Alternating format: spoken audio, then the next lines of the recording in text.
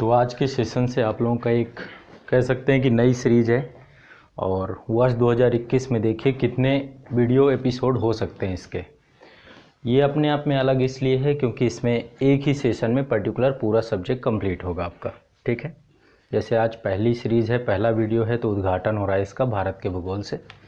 और भारत के भूगोल से इसलिए क्योंकि ज्योग्राफी के बिना आगे के सब्जेक्ट अधूरे हो जाते हैं। तो शुरुआत पहले भारत का भूगोल, फिर विश्व का भूगोल, फिर इसके बाद प्राचीन भारत, या फिर एक काम ये कर सकते हैं इतिहास में कि पूरा सब्जेक्ट एक साथ, मतलब कि पूरा प्राचीन, मध्यकालीन, आधुनिक तीनों को एक साथ भी कर सकते हैं, जबकि बहुत बड़े सेशंस हैं।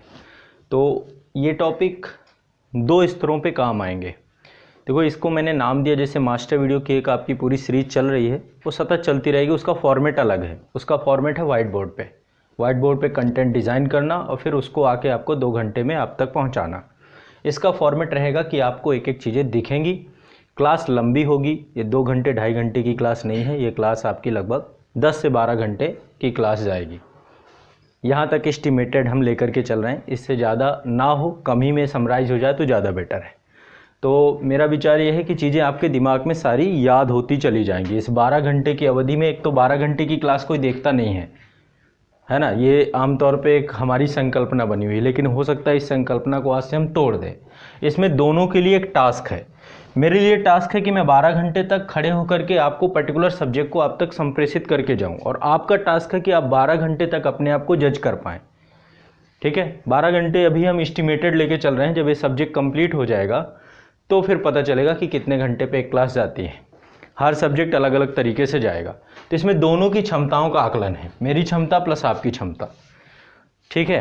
तो आमतौर पे होता क्या है, जो बहुत लंबी क्लासेस होती हैं तो तरीका ये करते हैं कि कई क्लासेस को मर्ज करके बनाया जाता है, ठीक है।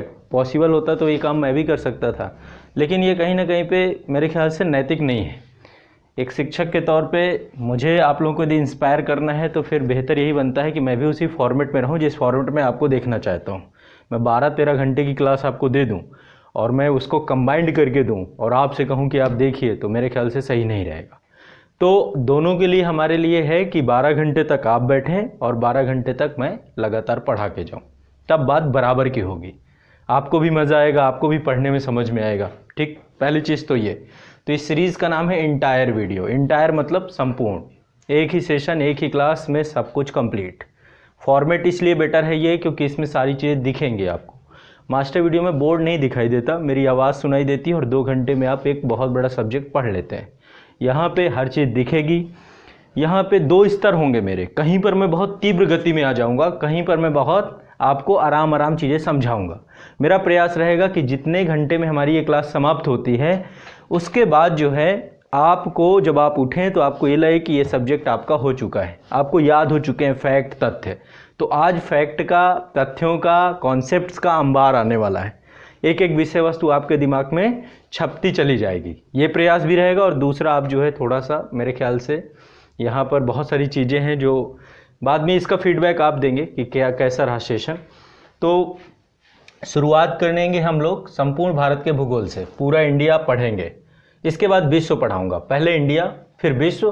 फिजिकल ज्योग्राफी देखो अलग टॉपिक है, फिजिकल ज्योग्राफी को यहाँ पर हम नहीं लेंगे, ठीक है। फिजिकल ज्योग्राफी एक अलग वीडियो आएगा, लेकिन यहाँ पर जहाँ पर मुझे ज़रूरत पड़ेगी कि भारत को समझाने में फिजिकल ज्योग्राफी का एक महत्वपूर्ण योगदान है, वहाँ पर मैं फिजिकल ज्योग्राफी भी लूँगा, ठीक है। तो हम देखने क्या वाले हैं, पहले तो संपूर्ण भारत के भूगोल के अंतर्गत लोकेशन। 2 चीज़ें देखना है, प्राकृतिक और कृत्रिम, यानी कि राजनीतिक पॉलिटिकल मानचित्र को समझेंगे और साथ साथ फिजिकल मानचित्र को समझेंगे।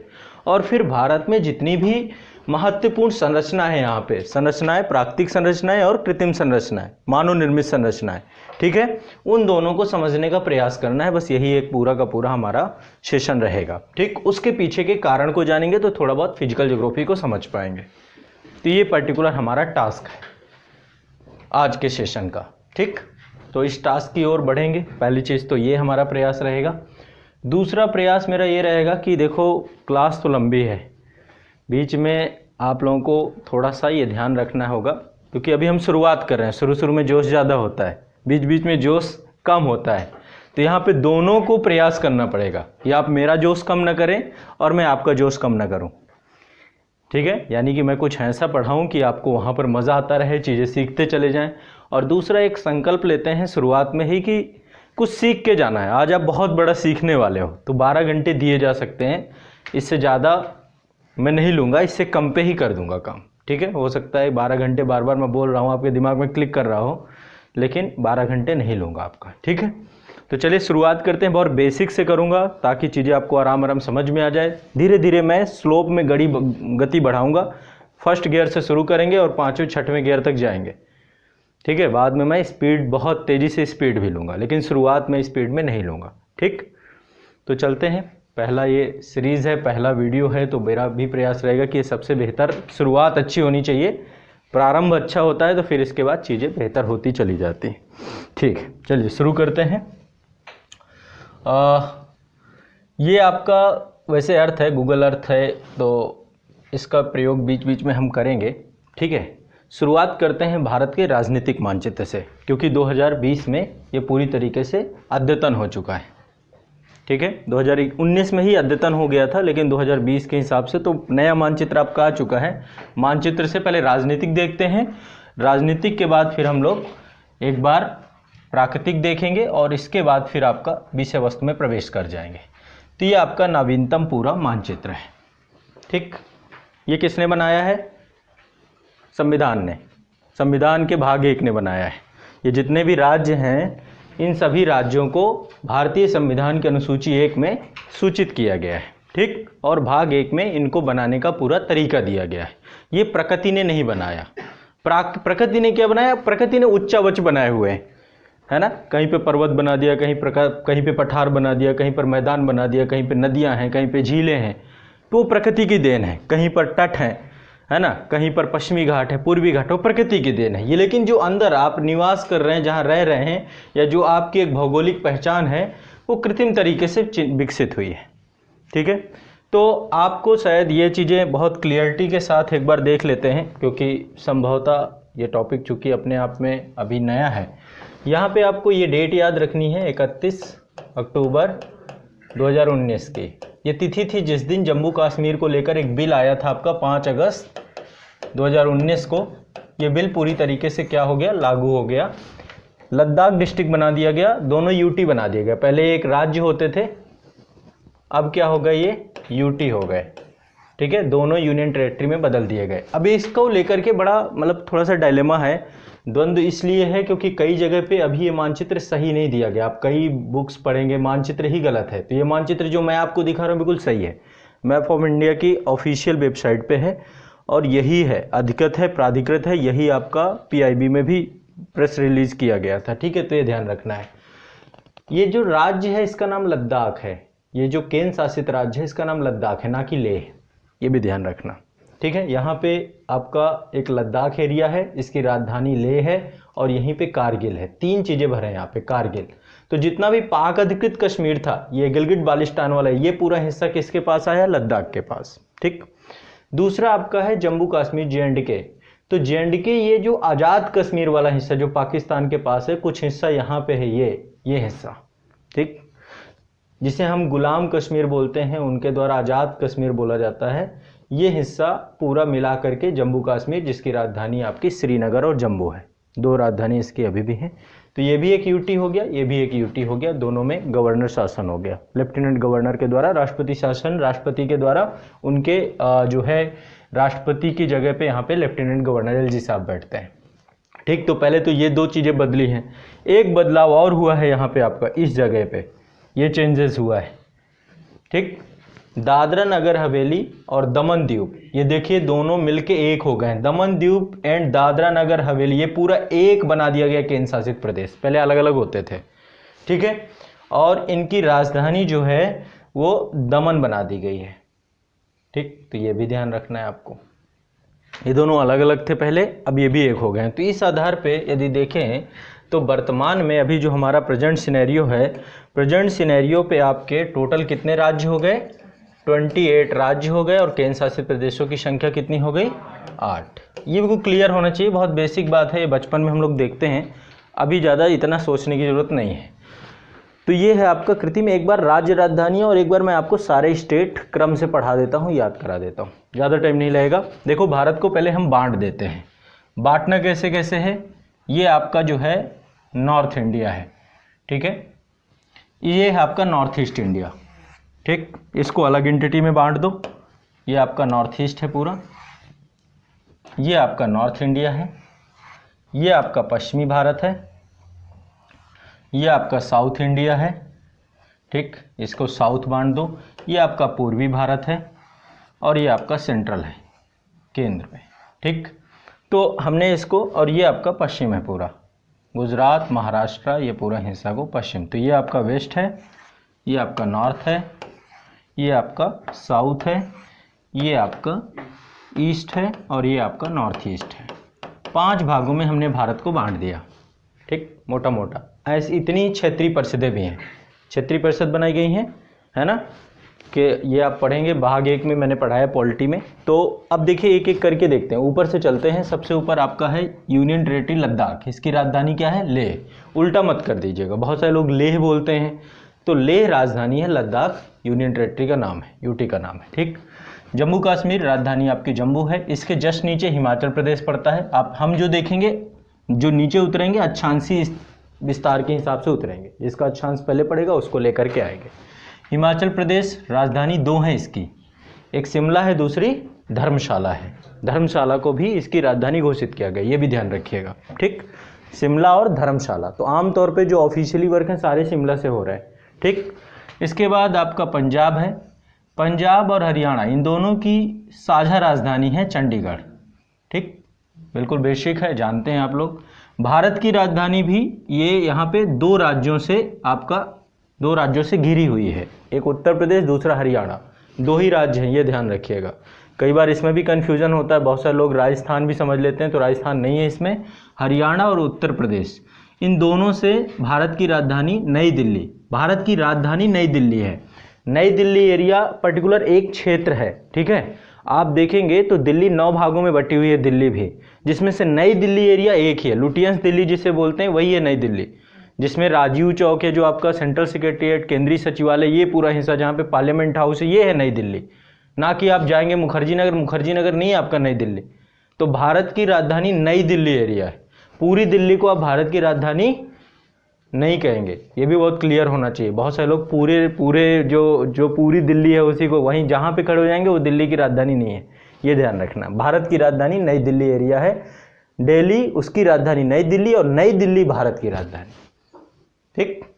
आगे बढ़ते हैं, ये आपका राजस्थान है, राजस्थान की राजधानी जयपुर, गुजरात की राजधानी गांधीनगर, ठीक। इसके नीचे आएंगे महाराष्ट्र, महाराष्ट्र की राजधानी मुंबई एक और है, इसमें दूसरी राजधानी है नागपुर, ठीक। ये भी दोनों याद रखनी है। जैसे कि हिमाचल प्रदेश की 2 राजधानियाँ थीं, शिमला और धर्मशाला, यहाँ पे मुंबई और नागपुर, ठीक है। नागपुर क्षेत्र यहाँ पड़ता है, इस क्षेत्र में, विदर्भ के क्षेत्र में, ठीक है। इसके बाद छोटा सा शहर है यहाँ पे, छोटा सा राज्य है गोवा, 25वां राज्य है, इसकी राजधानी है पणजी। देखो ये जितना आप एक बार पहले हमें, यदि हम इसको राजनीतिक मानचित्र देख लेंगे तो फिर कहाँ पे कौन सी नदी है, तालाब है, पहाड़ है, पर्वत है, पहाड़ी है, चीज़ें क्योंकि बाद में देखना है, तो पहले एक बार हम कृत्रिम विभाजन देख लेते हैं, इसी के आधार पर हमने चिन्हित किया है। जो भी आप देखेंगे तो हर जगह पे फिर ये होता है कि भाई K2 गाडविन ऑस्टिन कहाँ पे है, अब बदल गया भूगोल, बहुत सारी चीज़ें, तो आपका लद्दाख में पड़ेगा, पहले हम जम्मू कश्मीर बोलते थे, ठीक है। तो इसलिए पहले हमें ये समझना जरूरी है कि पर्टिकुलर हम लोकेशन जाने, ठीक है। तो यहाँ पे पणजी है आपका। इसके बाद आपका आता है कर्नाटका, कर्नाटका की राजधानी बेंगलुरु है, ठीक। इसके बाद आपकी जो पांडिचेरी है, पुदुचेरी, 4 राज्य हैं टोटल, ठीक है, और 4 जिले हैं जो कि 3 राज्यों में छितराए हुए हैं। पुदुचेरी में 4 जिले हैं, 4 जिले 3 राज्यों में छितराए हुए हैं। 3 राज्य कौन कौन से हैं? पहला है आपका केरला, केरला में है माहे, ये भी पुदुचेरी का ही एक राज्य है। पुदुचेरी जो है फ्रांसीसी बस्ती है, ये ध्यान रखना है, पुदुचेरी फ्रांसीसी बस्ती है, ठीक।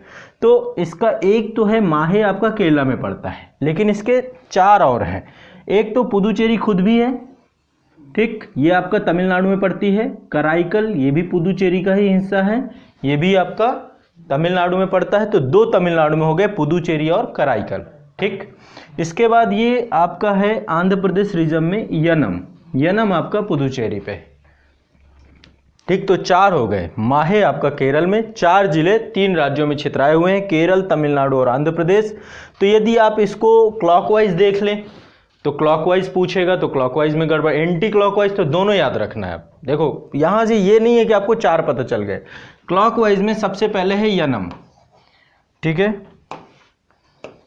जो याद करने वाला जो क्वेश्चन जहां फंसाएगा वो जरूरी है, यनम।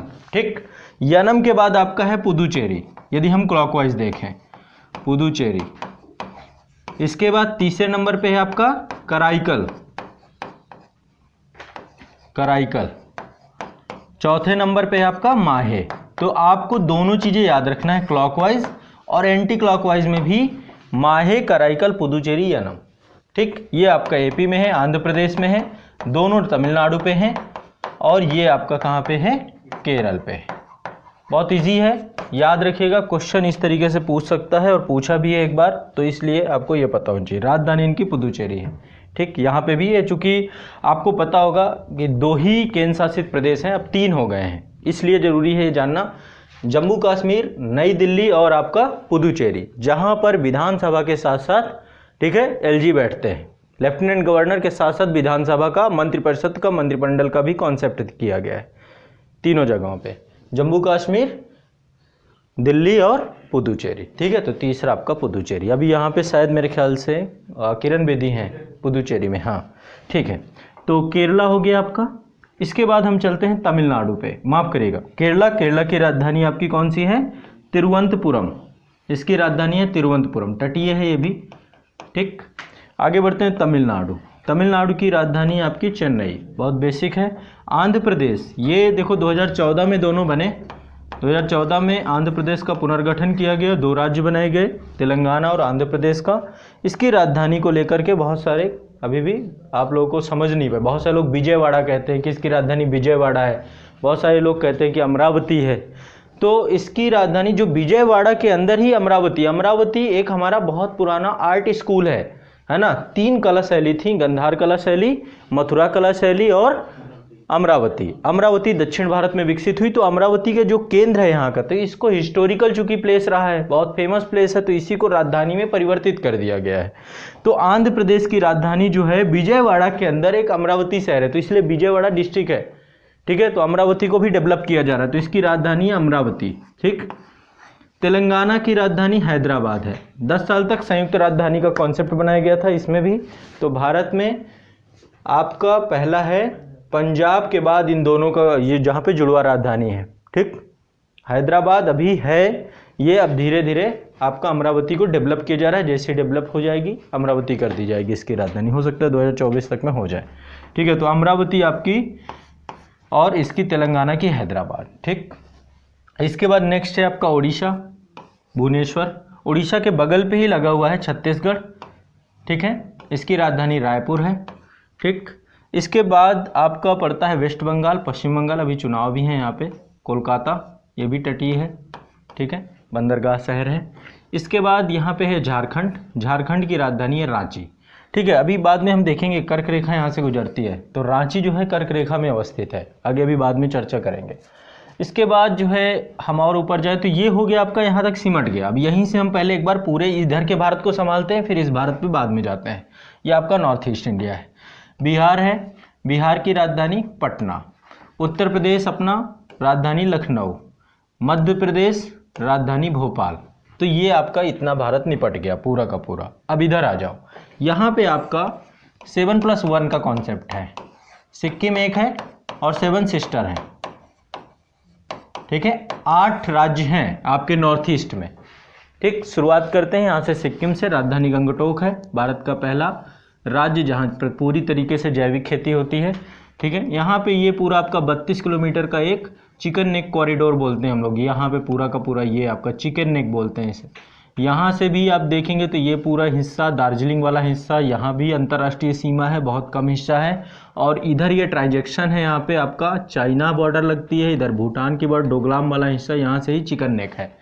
तो बहुत छोटा हिस्सा है ये कॉरिडोर। यदि चाइना की चाल यही है कि आने वाले समय में इसको अलग करें, पृथक करें भारत को, तो ये बड़ा मुश्किल है, क्योंकि नीचे बांग्लादेश की बॉर्डर है। देखो यहाँ पे चाइना, भूटान, इधर नेपाल, इधर बांग्लादेश। तो कई 4 राज्यों की अंतर्राष्ट्रीय सीमा लगती है और ये बहुत सेंसिटिव जोन है। इसके बाद आपका यहाँ पे आपका है ये अरुणाचल प्रदेश, राजधानी है ईटानगर। नागालैंड, राजधानी कोहिमा, ठीक है। इसके बाद मणिपुर, राजधानी इम्फाल। तो इस पे हम लोग थोड़ा सा ज़्यादा मतलब ऐसा नहीं होना, कंफ्यूज नहीं होना है इसमें राजधानियों को, क्योंकि इधर की राजधानियाँ आपको हो सकता है भूल भी गई हो। गड़बड़ आप कहाँ पे होते हो? मिजोरम, मणिपुर और नागालैंड में। नागालैंड तब भी कोहिमा याद रह जाती, पर इम्फाल और आइजोल इन दोनों को लेकर के थोड़ा सा दिक्कत होती है। तो मिजोरम की राजधानी है आइजोल, ये ध्यान रखना है। मिजोरम की आइजोल, मणिपुर की इम्फाल, मणिपुर इम्फाल और मिजोरम की आइजोल, ठीक। इसके बाद ये आपका यहाँ पे है आपका मेघालय, मेघालय की राजधानी है शिलोंग, ठीक। तो बेसिक आपका पूरा का पूरा जितना भी मानचित्र है, असम है आपका, असम के दिसपुर। 8 प्लस यहाँ पे 8 राज्य हो गए आपके, ठीक है। बाकी हमने यहाँ पर देख लिए 20 राज्य। तो ये आपका बेसिक है। अब जो भी हम पढ़ना है, हमें जो भी देखना है, बात यहाँ तक नहीं जाती है और आगे जाइए। एक आपका यहाँ पे है, ठीक है, बंगाल की खाड़ी पे है अंडमान निकोबार द्वीप समूह, इसकी राजधानी पोर्ट ब्लेयर है। और एक आपका यहाँ पे है, इसकी राजधानी क्या है? कावारती है, लक्षद्वीप, ठीक। एक आपका ये था दमन द्वीप एंड दादरा नगर हवेली, तो ये सिलवासा एक हो गया, ठीक। तो हमारे सारे यूटी हो गए 28 प्लस 8, क्लियर, ठीक है। ये बहुत बेसिक है, मैं नहीं चाहता ये चीज़ आपको याद करानी चाहिए, लेकिन फिर भी एक बार देखने में कोई बुराई नहीं, शुरुआत यहीं से करते हैं, ठीक है ना। आगे बढ़े, अब नेक्स्ट स्टेप चलें। तो ये तो हो गया राजनीतिक मानचित्र, पहले इसको समझना बहुत ज़रूरी था। अब एक बार थोड़ा सा हम देख लेते हैं कृत्रिम, ये तो हो गया कृत्रिम। ये जो है आपका इसमें अक्षांशीय और देशांतरी विस्तार दिया गया है। मैं पहले आपको देख लेता हूँ, स्मूथ नहीं है ये, ठीक है।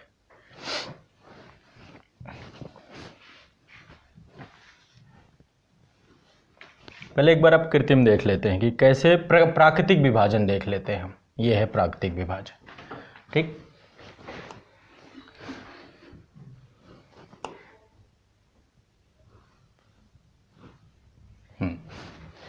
तो जो आपने देखा ये हमारे भारतीय संविधान ने बनाया था। अब ये प्रकृति ने दिया है। प्राकृतिक इस तरीके से भारत कुछ दिखता है, सैटेलाइट्स के माध्यम से यदि आप देखें हैं तो हमारी भारत भूमि कुछ इस तरीके से दिखती है। अब क्या क्या आपको यहाँ पर दिखेंगी संरचनाएं? सबसे पहले ये वाला हिस्सा देख रहे हैं, पूरी तरीके से बर्फ से ढका हुआ हिस्सा आपको दिख रहा है। ऊपर ज़्यादा नहीं जाना है क्योंकि उधर चाइना चालू हो जाता है, हम इतने तक ही सीमित रहेंगे, थोड़ा बहुत हिस्सा।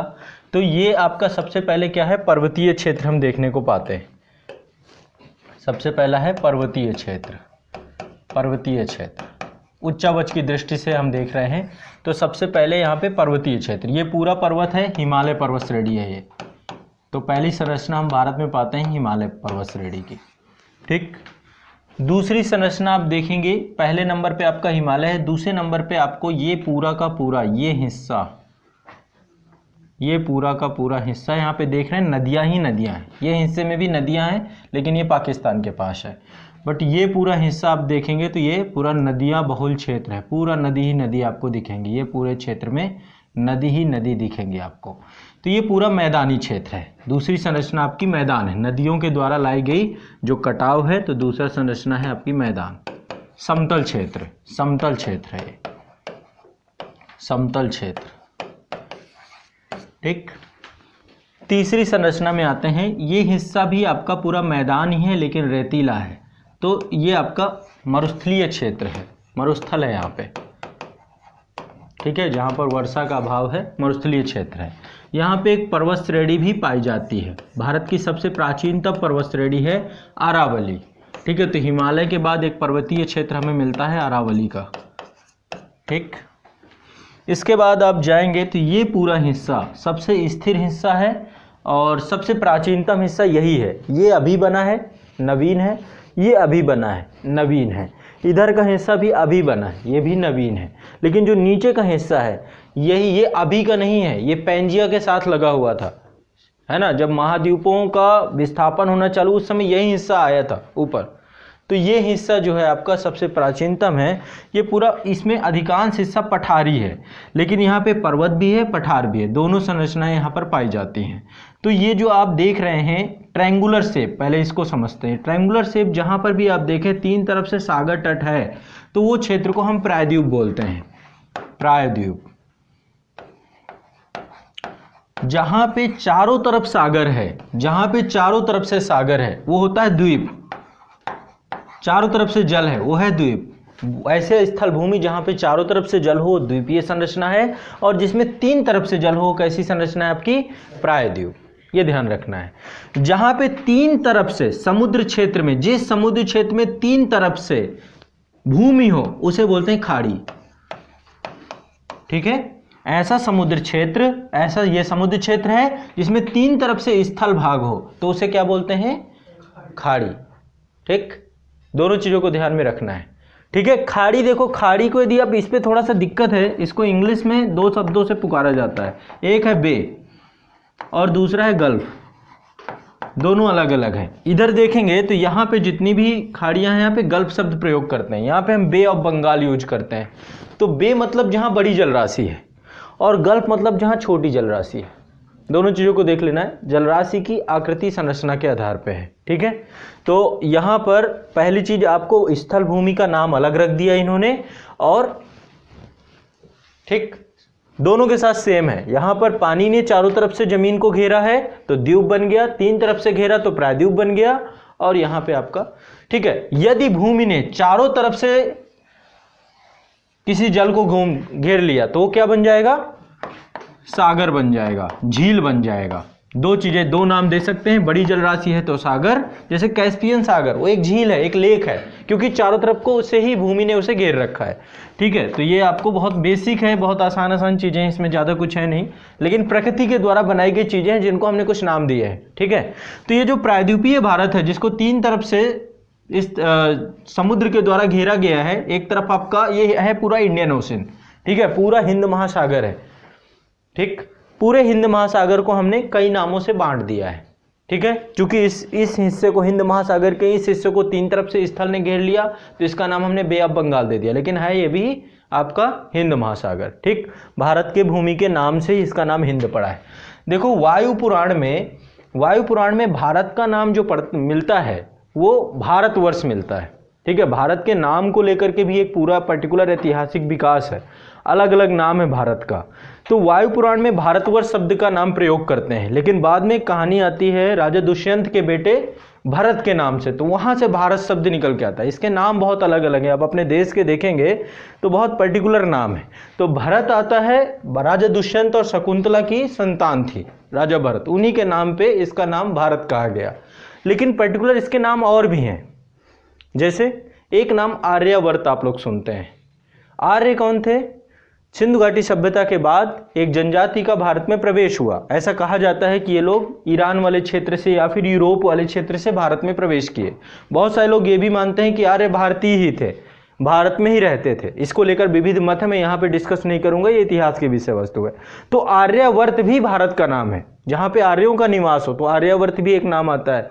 तो भारतवर्ष, भारत, आर्यावर्त और नाम आते हैं भारत के। जैसे कि जब यहाँ पर अरबी यात्री आना प्रारंभ हुए तो अरबी यात्रियों ने, चूंकि यहाँ पे इंडस नदी है, सिंधु नदी है, तो सिंधु को उन्होंने किस नाम से प्रयोग किया? साको हा का नाम, तो हिंदू प्रयोग किया।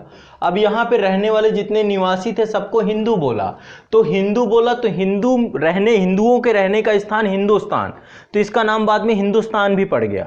ठीक है, तो हिंदुस्तान शब्द आपका यहाँ से निकल के आता है। फिर जब यूरोपीय आए तो उन्होंने फिर इसको इंडिया शब्द दिया, है ना। आपका संविधान भारत को इंडिया, भारत और इंडिया दोनों शब्दों को भाग एक में लिखा गया है। ये लिखा गया है कि India that is Bharat, Bharat और इंडिया एक ही शब्द हैं। ठीक है, जो राज्यों का संघ होगा। तो भारतीय संविधान में इंडिया और भारत दोनों नाम मिलते हैं। ठीक है, तो अलग अलग कारण है, अलग अलग कारणों से अलग अलग इसका नाम है, ये महत्वपूर्ण इतना नहीं है। लेकिन आगे बढ़ते हैं यहाँ पर। नेक्स्ट आपका यहाँ पे देखिए बहुत सारी पर्वत श्रेणी यहाँ पे आपकी देख रहे हैं, ये एक नदी है नर्मदा और ये आपकी है तापी। तो यहाँ पर एक आपकी पर्वत श्रेणी है जिसका नाम है सतपुड़ा। ठीक है, सतपुड़ा, और इसके ऊपर है विंध्याचल। ये पूरा जो है आपका विंध्याचल है। इसमें बहुत ज़्यादा क्लियर नहीं दिखाया गया, मैं आगे भी आपको दिखाऊंगा। तो ये है आपकी विंध्याचल पर्वत श्रेणी, ठीक है। इसमें कई सारी पहाड़ियाँ हैं, बाद में देखेंगे। ये आपकी है सतपुड़ा, यहाँ पे कैसे बनी, क्या हुआ, ये देखेंगे। भ्रंश घाटी है पूरी तरीके से जमीन का। ये ट्रू पर्वत नहीं है, मतलब ट्रू पर्वत मतलब ये से हिमालय बना हुआ है, वलित पर्वत है, ये वास्तव में पर्वत है, ये आभासी पर्वत है, ये लगता है कि पर्वत है। दरअसल हुआ क्या, जमीन का एक टुकड़ा धंस गया है और कुछ नहीं हुआ है, तो लगने लग गया। जैसे अभी आप बैठे हैं, तो जैसे मेरा वाला हिस्सा, ये जिस हिस्से में मैं हूँ, आप लोग बैठे हैं, आप मेरा वाला हिस्सा नीचे धंस जाए तो मुझे लगेगा कि आप लोग पहाड़ में बैठे हैं, है ना। तो आभास है और कुछ नहीं है, ट्रू माउंटेन नहीं है। ट्रू माउंटेन आपका ये है, अभी इसके बारे में चर्चा कर, अरावली आपका ट्रू माउंटेन है, ठीक है। तो ये यहाँ पे ये वाला हिस्सा, ये आपका तट से साथ जुड़ा हुआ है, ये तटीय हिस्सा, ये एक तट है, आपको एक तट ये मिला प्रायद्वीप में। प्रायद्वीप ने 2 तट बनाए, एक तट ये है, एक तट, चूंकि ये हिस्सा नुकीला है तो तीसरा तट बन ही नहीं सकता था। तो ये इसको बोलते हैं पश्चिमी घाट, पश्चिमी घाट। अब 2 चीज़ें ध्यान रखना है यहाँ पे, 2 चीज़ें अभी आप समझिए। ये पश्चिमी घाट है, यहाँ पे बहुत सारी पर्वत श्रेणियाँ हैं, ठीक। इसके आगे ये वाला हिस्सा, मैं इसको एक बार ब्लैक कर देता हूँ, जो बिल्कुल समुद्र तट से लगा हुआ है, ये इधर का हिस्सा बिल्कुल, ये पश्चिमी तटीय मैदान है। यहाँ पे बहुत सारी नदियाँ जो है अरब सागर में जल गिराती हैं, तो इन नदियों के द्वारा यहाँ पे एक मैदान का निर्माण किया गया। तो ये पश्चिमी तटीय मैदान, ये अलग चीज़ है, और पश्चिमी घाट अलग चीज़ है, दोनों अलग अलग चीज़ है। सेम चीज़ यहाँ पे भी लेते हैं। ये आपका यहाँ पे देखेंगे तो ये पूरा कंप्लीट आपका पूर्वी घाट है, जैसे पश्चिमी घाट है वैसे ये पूर्वी घाट है। यहाँ पे भी बहुत सारी पर्वत श्रेणियाँ हैं, इन्हें भी देखेंगे। लेकिन इसका जो ये तट वाला क्षेत्र है, तटीय, यहाँ पे बहुत सारी नदियाँ हैं जो बंगाल की खाड़ी में जल गिराती हैं, इनके द्वारा एक मैदान का निर्माण किया गया, इसको बोलते हैं पूर्वी तटीय मैदान। तो दोनों अलग अलग चीज़ है, तटीय मैदान अलग चीज़ है और पूर्वी घाट अलग है, पश्चिमी घाट अलग है, ये भी आपको समझना चाहिए, ठीक है। तो हमने पहले देख लिया, अभी पहले एक हमने देखा कि यहाँ पे पर्वतीय क्षेत्र है, फिर मैदानी क्षेत्र है, फिर यहाँ पे रेतीला क्षेत्र है। रेतीला क्षेत्र भी मैदानी है, लेकिन रेत जो है वो पवन के साथ वो एक मैदान में नहीं रहती, कभी टीले में बदल जाती है, कभी, तो वो एक तरीके से मरुस्थलीय क्षेत्र है, जहाँ पे वर्षा का 15 सेंटीमीटर से कम वर्षा होती है, तो ये मरुस्थलीय क्षेत्र है पूरा का पूरा आपका, ठीक है। थार का मरुस्थल है यहाँ पे, इसके बनने के बहुत सारे कारण हैं। पहली बात तो अरावली पर्वत श्रेणी, यही सबसे बड़ा रीजन है, और देखेंगे।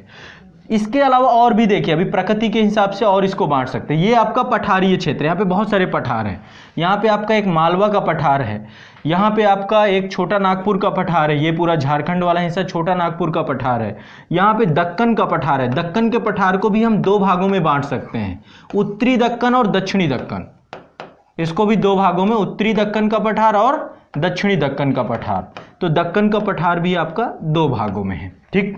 इसके बाद आपका ये तट वाला क्षेत्र है, तो तटीय मैदान है। तटों को भी कई नाम से जाना जाता है, हम अभी तटों के नाम देखेंगे, है ना।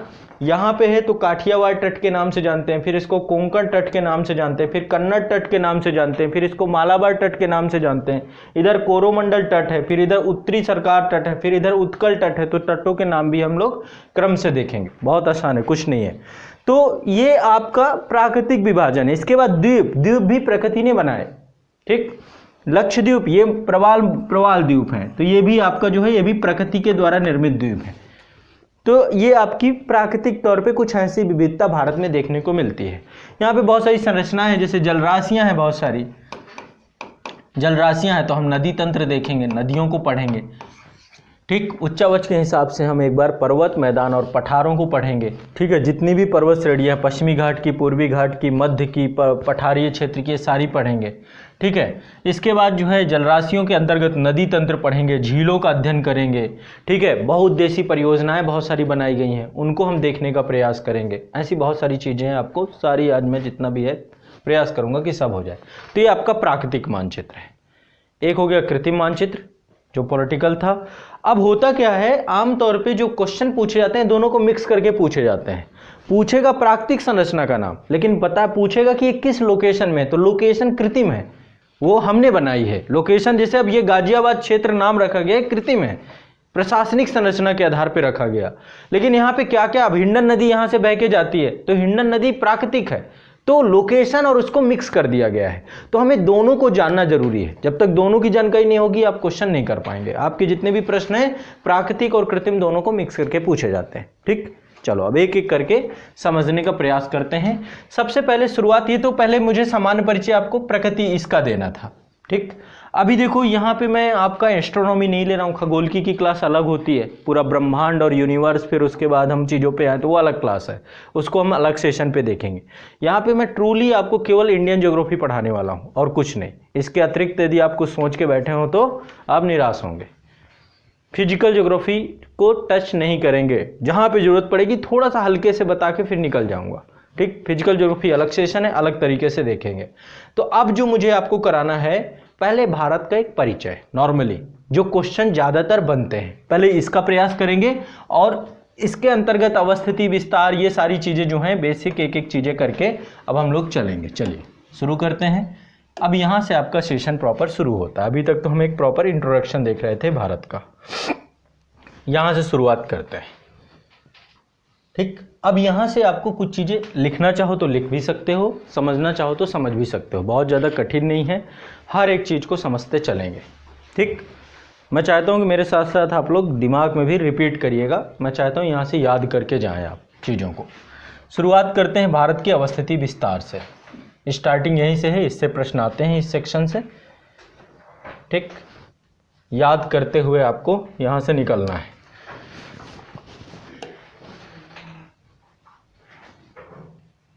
ठीक है, दिख रहा है? ठीक, चलिए। इसमें कई सारी चीज़ें हैं जो सम्मिलित हैं इस पूरे मानचित्र में, सभी चीज़ों को देखने का प्रयास करेंगे हम।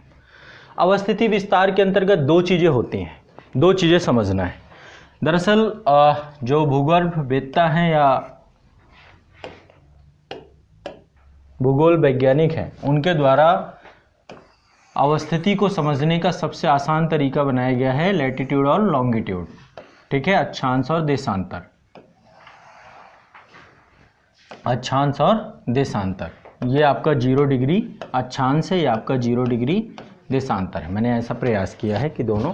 ठीक है, तो इस आधार पे पृथ्वी 4 भागों में बंट जाती है आपकी। ठीक है, गोलार्ध आपने कोऑर्डिनेट यदि पढ़ी हो तो कोऑर्डिनेट में ये पहला चतुर्थांश है, 4 चतुर्थांश इसमें, 1 2 3 4, ये दूसरा चतुर्थांश है, ये तीसरा चतुर्थांश है, ये चौथा चतुर्थांश है। ये मूल बिंदु होता है कोऑर्डिनेट में, आप देखते हैं 0 0 इसका जो है ना। तो यहाँ पे पृथ्वी जो है यदि आप देखें तो पहले सबसे पहले हम यदि सबसे पहले केवल हम अक्षांश रेखा को खींचते हैं, भूमध्य रेखा को खींचते हैं, एक लाइन यहाँ से ड्रॉ करते हैं 0 डिग्री विषुवत रेखा को, तो ये 2 भागों में बट गई, उत्तर और दक्षिण में, यानी कि नॉर्थ ये है, साउथ ये है। ठीक, यदि हम इसको 4 भागों में बांट दें तो ये आपका उत्तर तो था ही, ऊपर वाला हिस्सा उत्तर, नीचे वाला हिस्सा दक्षिण। ठीक, ये वाला हिस्सा यदि आप अब इसको दूसरे भाग में केवल हम ऐसे बांट रहे हैं, ऐसे, तो ये आपका पश्चिम हो गया, ये आपका पूर्व हो गया। क्लियर, कुछ नहीं है इसमें। तो अभी इसको इसमें एक बार देख लेते हैं कि इसमें क्या क्या लोकेशंस होंगी। ये आपका गोलार्ध है, इस गोलार्ध का नाम क्या देंगे, इस जगह का। ये आपका चूंकि देखिए इधर पूरब है और इधर उत्तर है, तो ये उत्तर पूरब हो गया। ठीक है, इसका नाम क्या होगा, ये उत्तर है और इधर पश्चिम है, तो ये उत्तर पश्चिम हो गया। इधर की बात करें, नीचे आ जाते हैं, तो ये आपका दक्षिण पूरब हो जाएगा। ठीक है, और ये वाले हिस्से को देख लेंगे तो ये आपका क्या हो जाएगा, दक्षिण पश्चिम। 4 गोलार्ध हैं। ठीक, भारत आपका यहाँ पे अवस्थित है। कहाँ पे अवस्थित है, उत्तरी गोलार्ध में और पूर्वी गोलार्ध में, ये आपको याद हो जाना चाहिए। ठीक है, भारत हमारा कहाँ पे अवस्थित है, उत्तरी और, हाँ ठीक है, तो भारत हमारा अवस्थित है उत्तर एवं पूर्वी गोलार्ध में। बिल्कुल दिमाग में बैठा लेना है इसको, बहुत आसान है, बहुत ही ईजी है, इस पे बहुत ज़्यादा आपको तनाव नहीं लेना है। ठीक है, तो भारत हमारा अवस्थित है उत्तर पूर्वी गोलार्ध पे। ठीक, आगे बढ़ते हैं। नेक्स्ट, पहली अवस्थिति आपको ये समझनी है, अवस्थिति और विस्तार में कि पृथ्वी में कहाँ अवस्थित है, पृथ्वी में कहाँ लोकेटेड है। ठीक है, तो पृथ्वी पे इसकी लोकेशन, अब पृथ्वी एक बार खोल ही लेते हैं, ये है आपकी अर्थ, ये है आपकी लोकेशन। ठीक है, अब इसको, ठीक है, इसको कुछ ऐसे बांट देते हैं।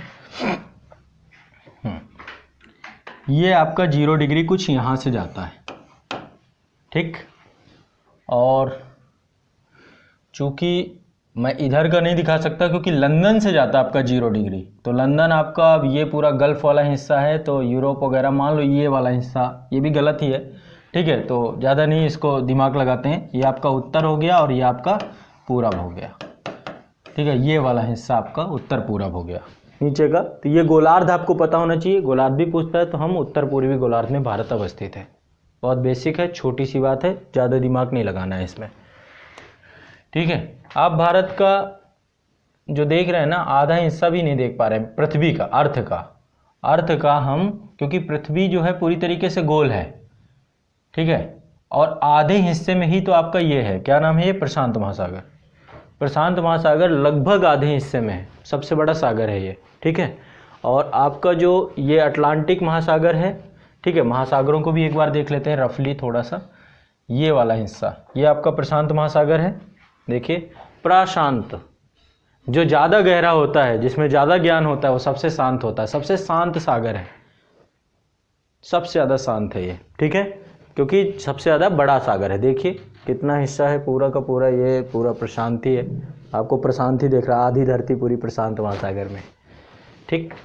इसके बाद ये वाला हिस्सा आपका, ये अटलांटिक महासागर है, इस आकार की आकृति है, जो आपका यूरोप और अमेरिका महाद्वीप से सीमा साझा करता है, इधर ऑस्ट्रेलिया अफ्रीका भी है, तो ये आपका, ठीक है। तीसरे नंबर पे दूसरा बड़ा सागर यही है, अटलांटिक है, ठीक।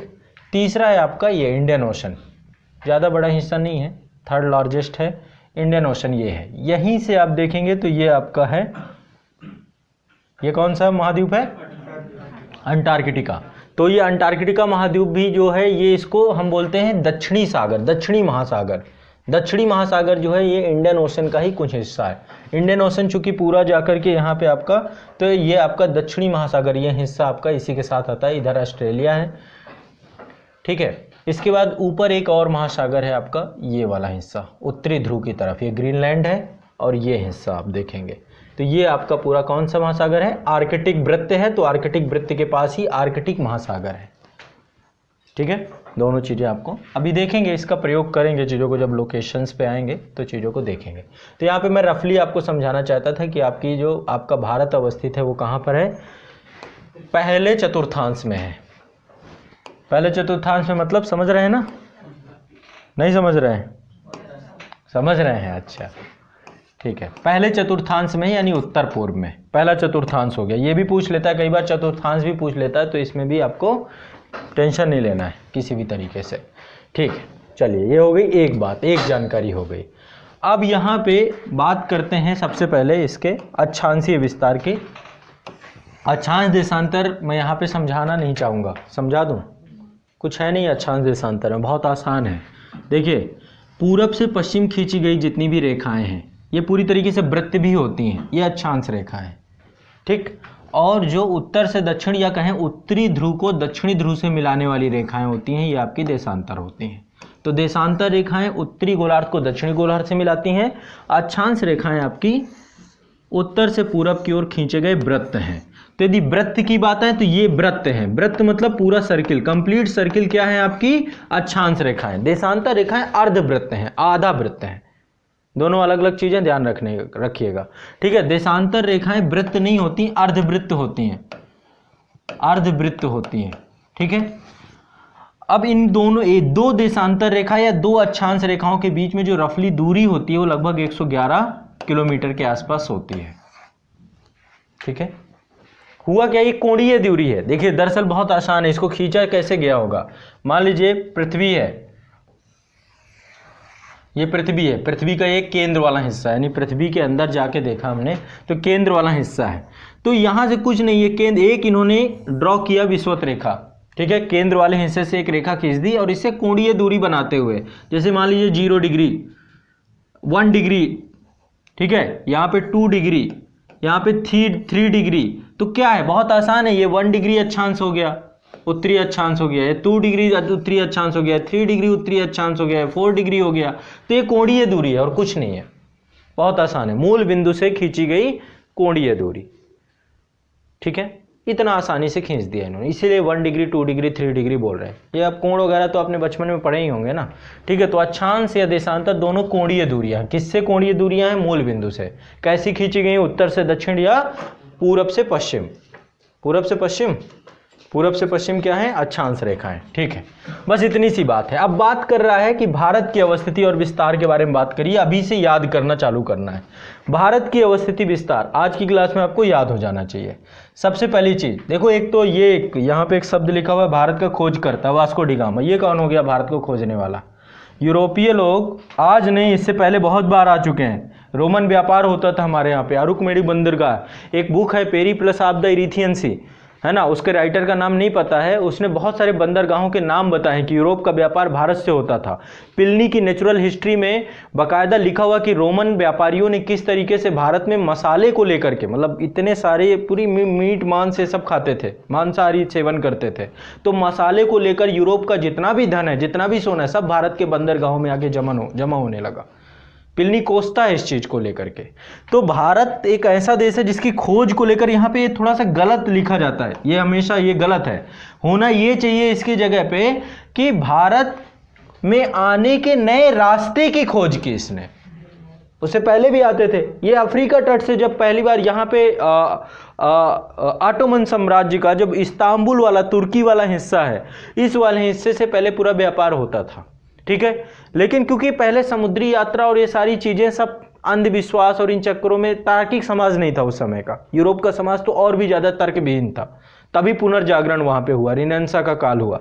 तो समुद्री यात्राएं बाधित थीं, लेकिन बाद में समुद्री नाविकों के द्वारा, तो एक समुद्री नाविक था वास्को डी गामा, ठीक है, और इसने एक ऐसे रास्ते की खोज की जिस रास्ते से भारत आया जा सकता था। वो रास्ता आपका कहां से आता है? दक्षिणी अफ्रीका के तट से आता है, ठीक है। वहां से ये जो है उस रास्ते की खोज की। तो इसने ना तो भारत की खोज की, बट अब लिखता है, क्वेश्चन भी आते हैं तो आप वास्को डी गामा, आप ऐसा तो कर नहीं सकते, टिक तो करके आना ही पड़ेगा, ठीक है। तो एक पुर्तगाली नाविक था ये वास्को डी गामा, और भारत में ये 20 मई 1498 को आया था।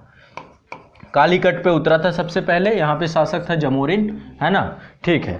तो एक गुजराती पथ प्रदर्शक था अब्दुल मनीद, उसी की सहायता से ये भारत पहुंचा था, ठीक है। अलग बात है, इस पे अभी छोड़ते हैं।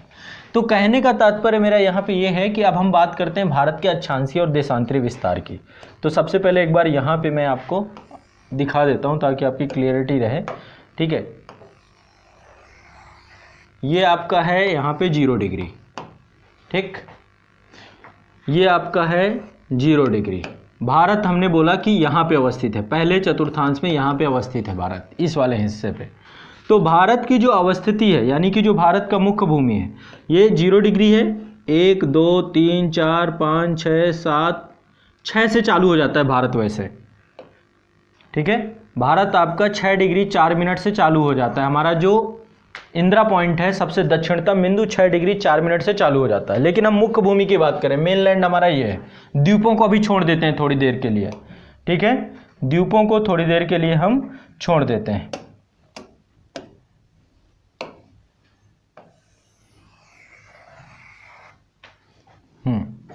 तो भारत आपका यहाँ पे इस वाले हिस्से पे, यहाँ से चालू होता है और यहाँ पे ख़त्म हो जाता है इस वाले हिस्से में। इतना हिस्सा को हम देखते हैं ये कितने में है, ठीक है। तो ये जो आपका यहाँ की स्टार्टिंग है 8 डिग्री 4 मिनट, ठीक है। तो याद रखिए, एक मोबाइल नंबर की तरह याद रखेंगे। और एक चीज़ जरूर याद रखिएगा, पूरा का पूरा भारत कहाँ पे है? उत्तरी गोलार्ध पे। चूंकि अक्षांश की बात कर रहे हैं तो अक्षांश आपका उत्तरी अक्षांश होगा ना यहाँ पे।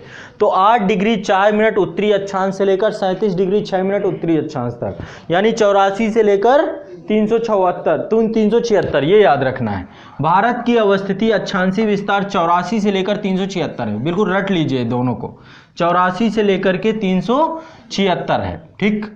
84 376, एक मोबाइल नंबर याद करेंगे। 8 डिग्री 4 मिनट से 8 डिग्री 4 मिनट से लेकर के 8 डिग्री 37 डिग्री 6 मिनट तक, ठीक, ये याद कर लेना है। ये आपका हो गया अक्षांशीय विस्तार। मुख्य भूमि का अक्षांशीय विस्तार 84 से लेकर 376 तक है। बहुत आसान है, इजी है। अब बात कर रहे हैं इसका देशांतरी विस्तार। तो देशांतरी विस्तार की बात करेंगे तो हमेशा पूरब आएगा, क्यों? कहाँ पे हम? उत्तर पूरब में है ना हम। तो देशांतर पूर्वी देशांतर हैं, जितने भी देशांतर हैं सारे पूर्वी देशांतर, ये भी याद रखना है, ठीक है। इसमें गड़बड़ नहीं होना चाहिए। तो 687 से लेकर के 97-25, ये याद कर लेना है। 84 से लेकर 376, 687 से लेकर 97 डिग्री 97-25, यानी 68 degree 7 minute, 97 degree 25 minute. Bharat का अक्षांशीय विस्तार 8 डिग्री 4 मिनट से लेकर 37 डिग्री 6 मिनट तक है, और यहाँ पे क्या है 68 डिग्री 7 मिनट से लेकर के 97 डिग्री।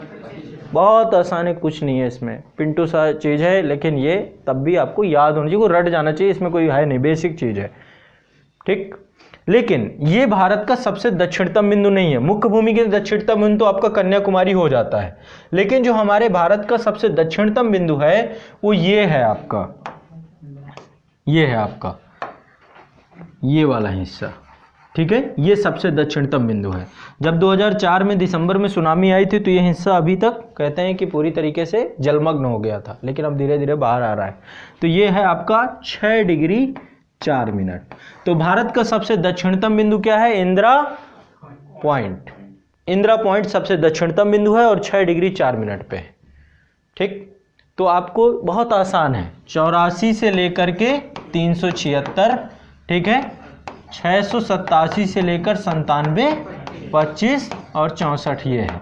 ये याद रखना, 8 डिग्री 4 मिनट से लेकर 37 डिग्री 6 मिनट तक, 68 डिग्री 7 मिनट से लेकर 97 डिग्री, बस कुछ नहीं है। क्या इसमें बिल्कुल इजी है। अक्षांशीय और देशांतरी विस्तार दिमाग में बैठ जाना चाहिए, ठीक।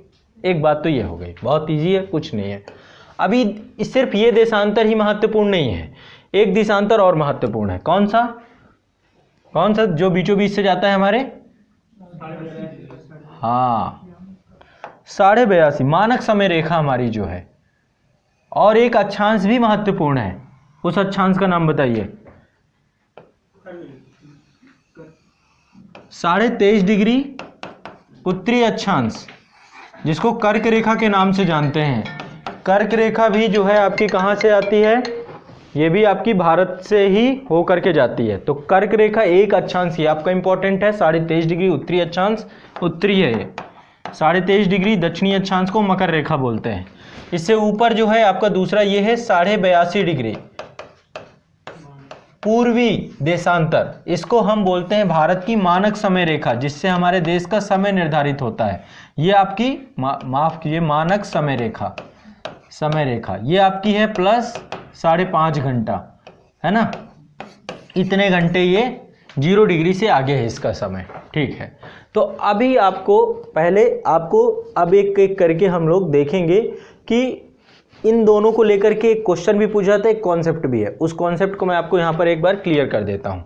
यहाँ पे एक क्वेश्चन है, अब देखिए इनका पश्चिम से पूरब विस्तार, आपने ये तो देख लिया कि उत्तरी अक्षांशीय विस्तार कितना है, देशांतरी विस्तार कितना है।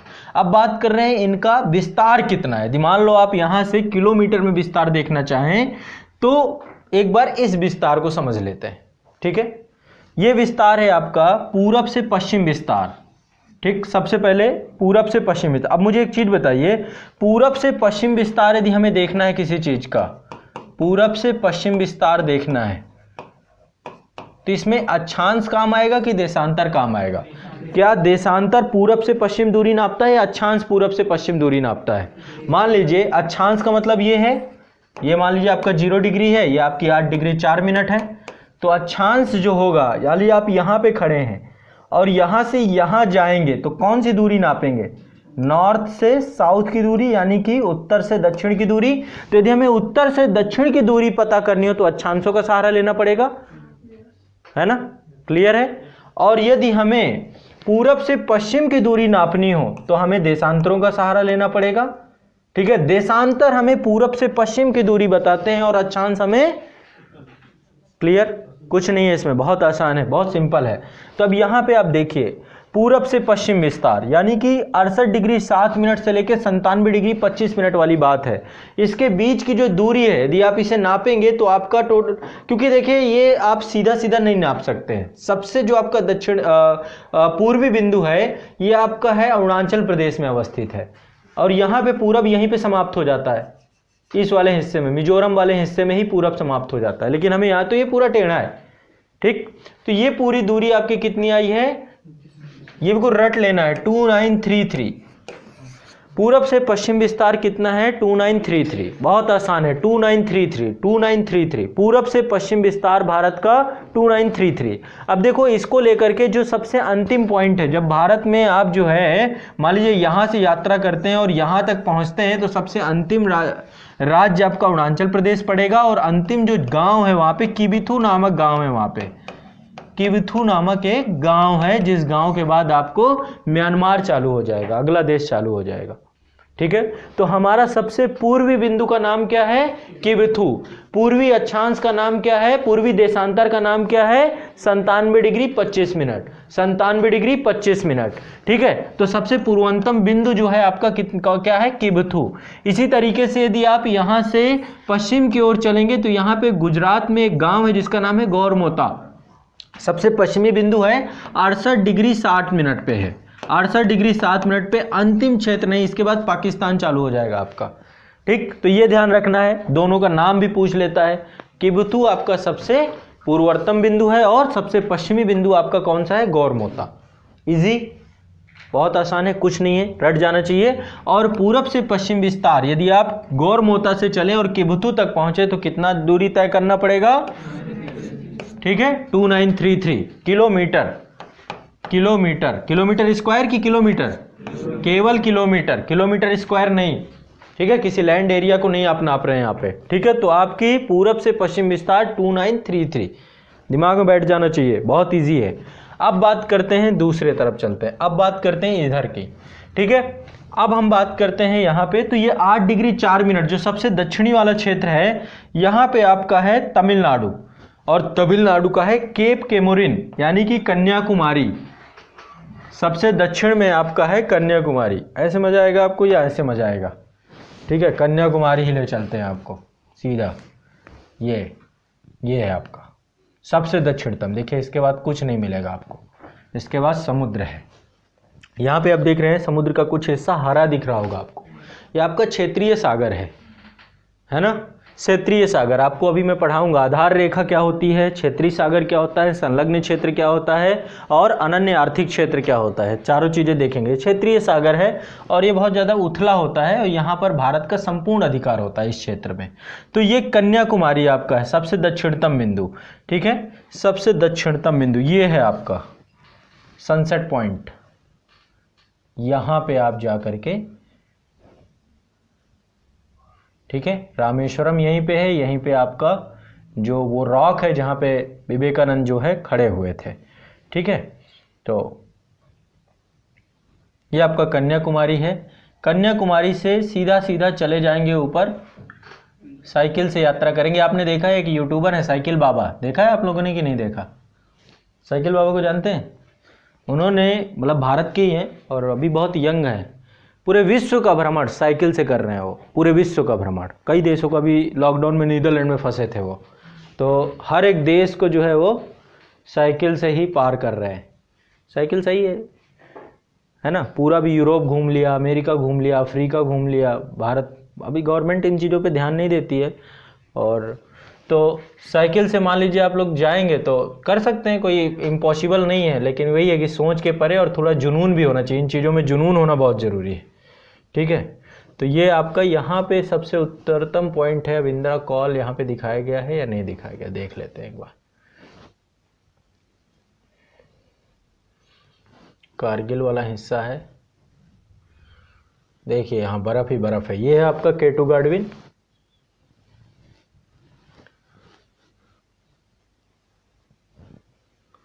शायद इसमें मेंशन नहीं किया।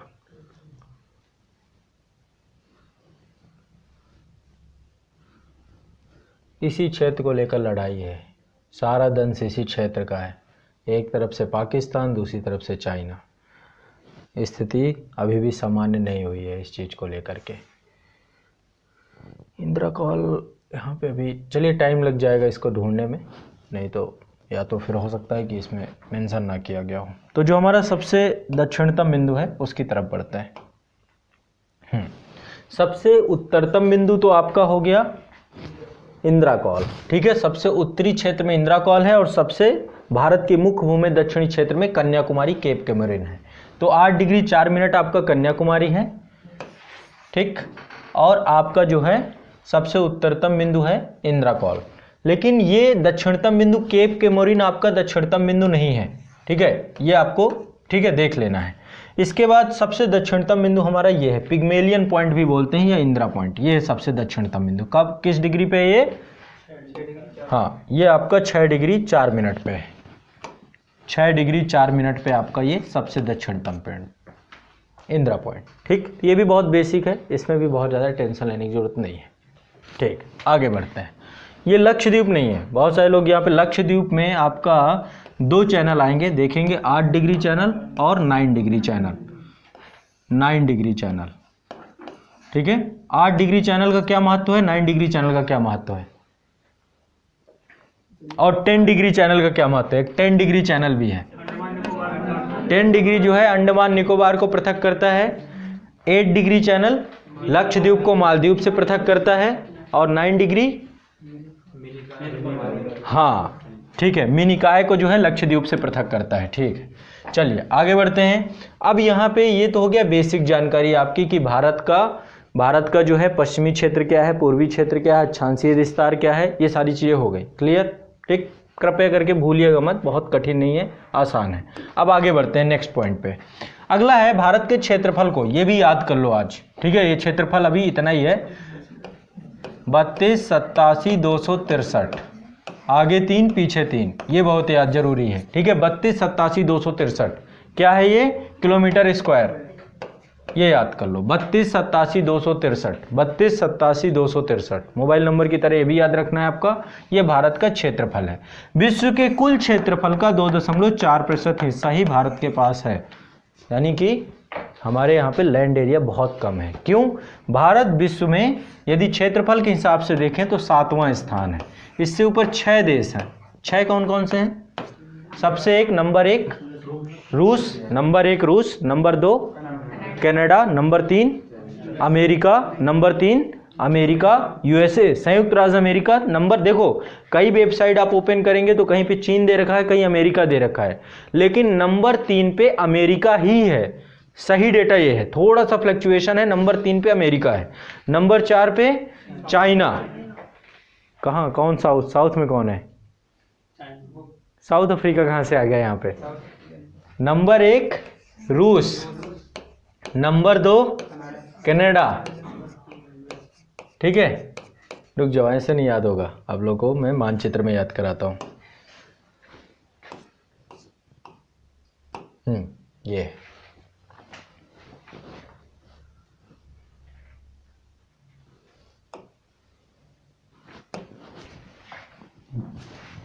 ये विश्व का मानचित्र है।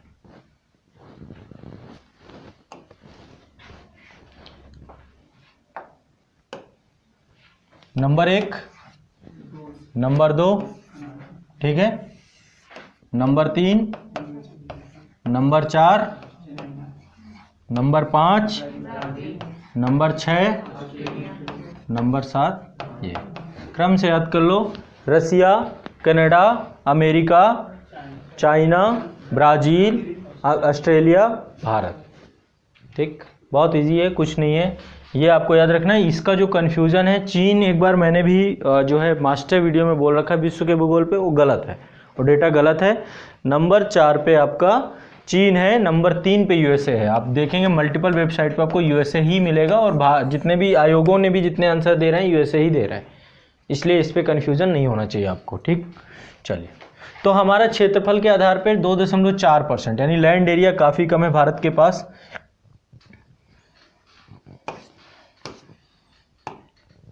ठीक, तो आपको ये याद रखना चाहिए लैंड टोटल कितनी है हमारे पास।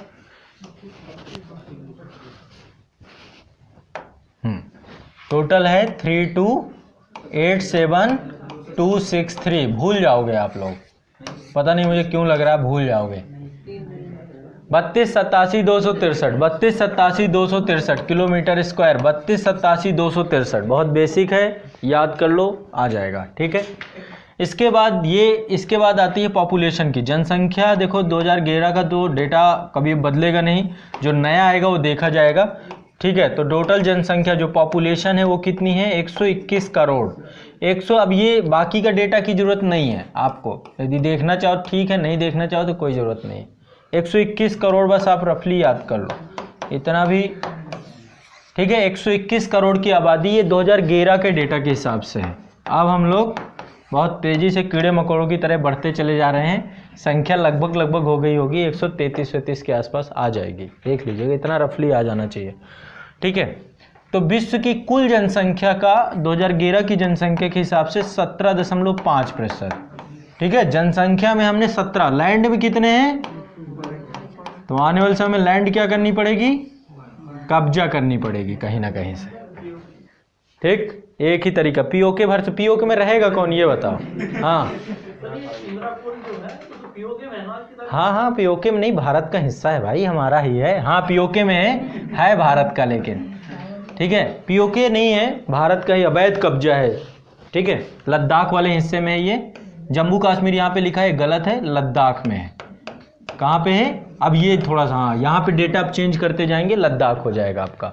इंदिरा कौल पीओके में गिलगिट बाल्टिस्तान वाले एरिया में है, जो कि लद्दाख का हिस्सा है, ठीक है। तो ये आपको याद कर लेना है, ठीक। अवस्थिति मैंने आपको उत्तरी गोलार्ध बताई थी, उत्तरी पूर्वी गोलार्ध एशिया महाद्वीप में है भारत। स्थलीय सीमा कितनी है, ये वाली सीमा, ये जो पूरी स्थलीय सीमा है, ये भी रटना है, ये भी याद ही करना है आपको। अभी देखो यहाँ से जहाँ पे स्थल वाला हिस्सा है, नीचे प्रायद्वीप है, प्रायद्वीप अलग है, वो तटीय सीमा अलग है, स्थलीय सीमा अलग है। तो 15,106 अफगानिस्तान वाला हिस्सा है, नहीं तो 15, ठीक है। तो 15,106 टोटल कितना है, 15,106 किलोमीटर आपका क्या है, स्थलीय सीमा है। ये बिल्कुल आसान है, इसको याद कर लो। स्थलीय सीमा 15,106, ये वाली जो बॉर्डर है, टेढ़ी मेढ़ी बॉर्डर आपको दिख रही है, ये आपकी कितनी किलोमीटर है, 15,106, ठीक है। और ज़्यादा दशमलव में 0.7, ठीक है। ये टोटल आपकी है, ये भी ध्यान रखना है। स्थलीय सीमा, तटीय सीमा, ये वाली सीमा, ये कितनी है टोटल, ये याद रखना है 7516। देखो अब डेटा बढ़ता चला जाएगा धीरे धीरे मैथ के कल, है ना। तो इसको थोड़ा सा इंटरेस्टिंग रखो, पीछे वालों को ज़्यादा याद मत करो, जो लेटेस्ट बताता जा रहा हूँ याद करते जाओ। 7516, ठीक है, तटीय सीमा है 7516, दोनों को जोड़ देंगे तो 22,000 के आसपास कुछ टोटल निकल के आएगा, ठीक है। तो ये आपको ध्यान रखना है।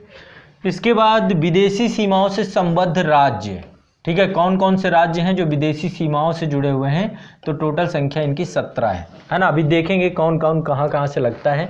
इसके बाद भारत के स्थल रुद्ध यानी लैंड लॉक स्टेट कौन से हैं, इनकी भी संख्या देखेंगे, टोटल है 5। लैंड लॉक मतलब जिनके पास समुद्र नहीं है, खुला रास्ता नहीं है। भारत में भारतीय सीमा से कितने देश हैं जो सीमा साझा करते हैं, तो 9 देश हैं जो सीमा साझा करते हैं। स्थलीय सीमा से कितने हैं, 7 हैं, और जलीय सीमा से 2 हैं, श्रीलंका मालदीव 2, ये वहाँ से है, ठीक। ये बेसिक्स आपको फंडा है, इतना आसान है। सार्क में टोटल 8 देश हैं। 9वां देश, एक देश जो सार्क में नहीं हुआ है चीन, क्योंकि चीन है पूर्वी एशिया का देश, सार्क है दक्षिण एशिया के देशों का संगठन, इसलिए चीन को इसमें लेना किसी भी तरीके से तार्किक नहीं है, ठीक है। तो ये आपका हो गया रफली थोड़ा सा ये जानकारी। फिर से एक बार देख लेते हैं। क्षेत्रफल है हमारा 32,87,263 किलोमीटर, 32,87,263 किलोमीटर, 32,87,263 किलोमीटर। जनसंख्या 121 करोड़ की आबादी है। विश्व का 17.5% लोग भारत में रहते हैं, और विश्व का 2.4% भूमि हमारे पास है, ठीक।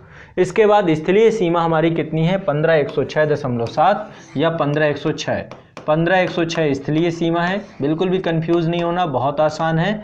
और जो हमारी तटीय सीमा है वो है 7516, 7516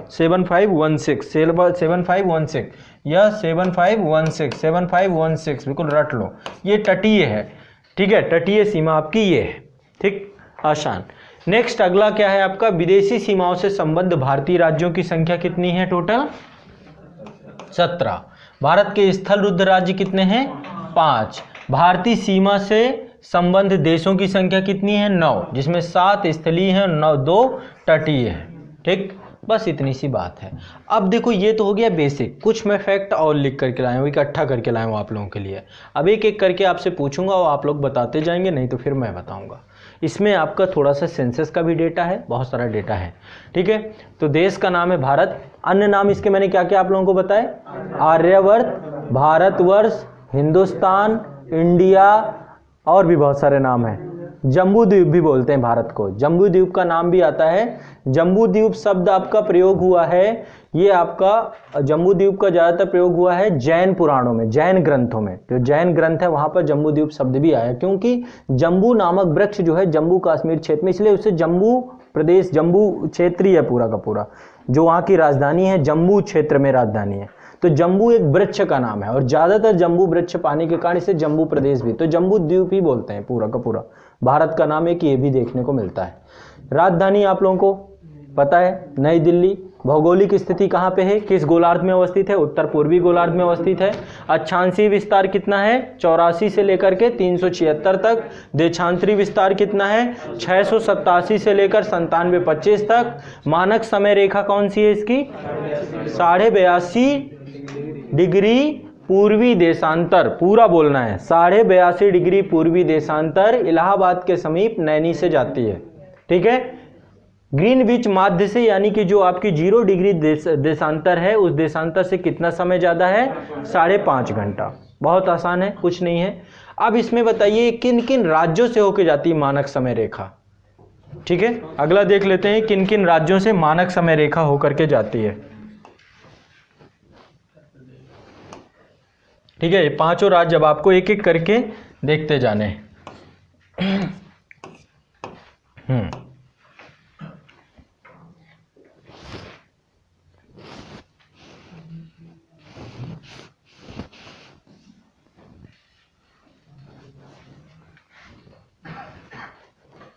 ये रहा, तो ये होगी आपकी, मान लीजिए ये आपका कौन सा था, ये कौन सी है, ये रेखा, ये है आपकी 68 डिग्री 7 मिनट। ये कौन सी है आपकी 97 डिग्री 25 मिनट। दोनों के बीच का डिफरेंस निकालते हैं तो लगभग 30 मिनट के आसपास, 30 डिग्री के आसपास आता है। ठीक है, तो यदि हम यानी कि इनका माध्य निकालते हैं भागे 2, तो 15 डिग्री के आसपास मान लो रफली आता है। एक में 15 जोड़ेंगे तो आपका बीचों बीच का माध्य निकल के आ जाएगा। ठीक है, बीचों बीच का माध्य निकल जाएगा। ये आपका मान लीजिए 82.5 डिग्री 30। ठीक है, पूर्वी देशांतर यही है, इसी का आपका टाइम है। मान लो आप यहाँ बैठे हैं, गुजरात में बैठे हैं, समय आपका यहाँ का बताता है, नैनी वाला। यह आपको लग रहा है आपका समय सही नहीं है घड़ी में, लेकिन चूंकि अब भारतवर्ष के अंदर भ्रमण कर रहे हैं तो एक ही टाइम जोन बना दिया गया है। बहुत समय से डिमांड चल रही चाय बगान टाइम जोन की, अंग्रेजों के टाइम पे था भी। तो पूर्वोत्तर के राज्यों का कहना भी सही है कि भैया ये बताइए, सबसे पहले तो सूरज हमारे यहाँ जगता है ना। यदि यहाँ 5 बजे सूरज उठता है तो यहाँ 7 बज जाते हैं, 2 घंटे का अंतर है इधर और उधर में। तो यदि 5 बजे, तो हमारा ऑफिस टाइम अलग है, वर्किंग पीरियड अलग है, आप लोगों का वर्किंग पीरियड अलग है। तो ऐसा क्यों नहीं करते कि हमारा टाइम जोन अलग कर दीजिए, ताकि उसी से अब जैसे मान लीजिए यहाँ पे ऑफिस टाइम, आपने हर जगह ऑफिस टाइम हमने 10 बजे बना रखा है, 10 बजे, यहाँ 10 बजे, तो यहाँ का 10 बजे और यहाँ के 10 बजे में अंतर है ना। यहाँ 10 बजे पहले हो जाएगा, यहाँ पे तब 9 बज रहे होंगे, लेकिन इन लोगों को मूर्ख बने ये लोग, तब भी इनको यहाँ जब 9 बज रहे हैं, ठीक है, तब इनके यहाँ पे 10 बज चुके हैं, 1 घंटा पहले हो गया है, लेकिन ये तब भी 9 बजे मान के बैठे हुए हैं। तब भी इनका ऑफिस का टाइम क्या हुआ, 9 ही बजे हुआ, जबकि वास्तव में देखा जाए तो यहाँ पे 1 घंटा ज़्यादा चल रहा है ये। ठीक है, तो ये कह रहे हैं कि ऐसा करिए कि आप हमारा खुद का एक टाइम बगान, जो इस बार का असम में जब चुनाव हुए थे तो पूरा मुद्दा भी था वहाँ का कि हम एक अलग टाइम जोन लेकर के आएंगे, लेकिन गवर्नमेंट को लगता है कि थोड़ा सा डिफ़िकल्टीज़ हो जाएंगी। ऐसा नहीं कि भारत पहला राज्य बनेगा, 8-8, 9-9 टाइम जोन है। रसिया में कितने टाइम जोन है, अमेरिका ने बहुत सारे टाइम जोन ले रखे हैं, जिनका देशांतरी विस्तार ज़्यादा है, ज़्यादा टाइम जोन होने चाहिए। तो नॉर्थ ईस्ट वाले कह रहे हैं कि भाई हमारा कम से कम एक टाइम जोन दीजिए, लेकिन भारत सरकार को लग रहा है कि ट्रेनें चलेंगी तो फिर 2 टाइम जोन। भारत की जनसंख्या इतना ज़्यादा, आप लोग पढ़े लिखे भी नहीं हो, अभी भी 24 घंटे वाला समय सही से नहीं देख पाते हैं। 24 घंटों का समय 19 बजा है तो वही नहीं समझ पाते कि ये कितना बजे का टाइम बता रहा है। तो उन्हें लग रहा है कि 2 टाइम जोन बना देंगे। यहाँ जाने वाली ट्रेनों का टाइम फिर कैसे ये लोग निर्धारित करेंगे, कैसे अपनी क्लॉक सेट करेंगे, कैसे, तो भारत करेंगे। ठीक है, अभी एक ही पे काम चलाते हैं, लेकिन ये काफ़ी समय से डिमांड चल रही है। ठीक है, एक टाइम जोन ये भी दिखाता है, राष्ट्र की एकता को भी दिखाता है, सारी चीज़ें एक तरफ हैं, लेकिन यहाँ पे ये कह रहे हैं कि थोड़ा सा बहुत सारी चीज़ें हमें यहाँ पे प्रशासनिक कार्य करने में दिक्कत आ रही है। भारत सरकार करिए, आपको दिक्कत आ रही है, आपकी दिक्कत को सुलझाने चक्कर में पूरा देश दिक्कत में आ जाएगा। ठीक है, हमें सब कुछ चेंज करना पड़ जाएगा। तो अभी इस चीज़ को लेकर लंबा विवाद की स्थिति है। तो कहने का मेरा तात्पर्य ये, अब देखिए कौन कौन से राज्य से होकर के जा रहा है। एक तो आपका अपना उत्तर प्रदेश, ठीक, यानी उत्तर प्रदेश में हम देखें तो बिल्कुल परफेक्ट टाइम के हिसाब से चल रहे हैं। प्रयागराज वाले तो बिल्कुल फिट टाइम से चलते हैं।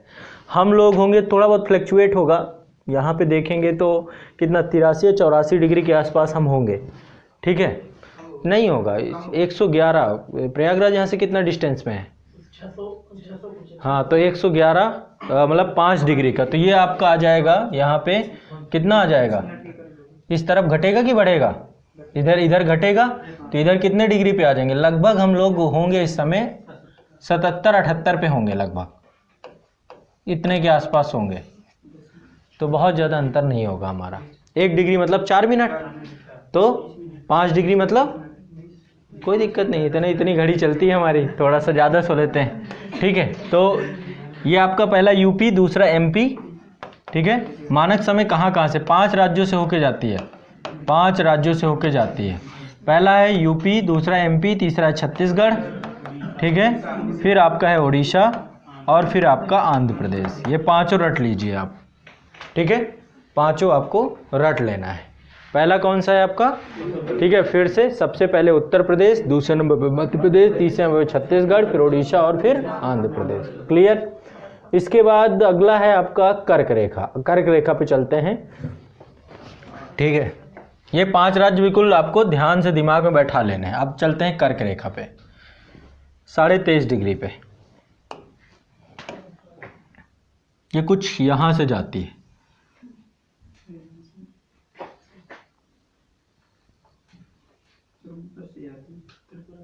हाँ, त्रिपुरा ऊपर है, त्रिपुरा मिजोरम दोनों होगा। रुक जाइए राजस्थान में भी जाएगी, हाँ, राजस्थान में भी जाएगी। ये है, छत्तीसगढ़ नहीं है, है ना, हाँ। नंबर 1 गुजरात, ठीक।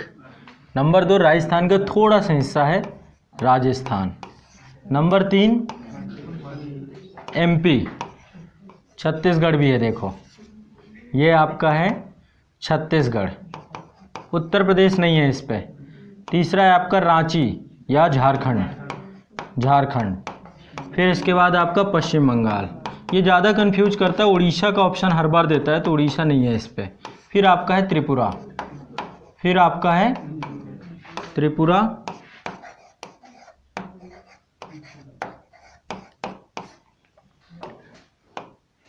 फिर आपका अंतिम है मिजोरम,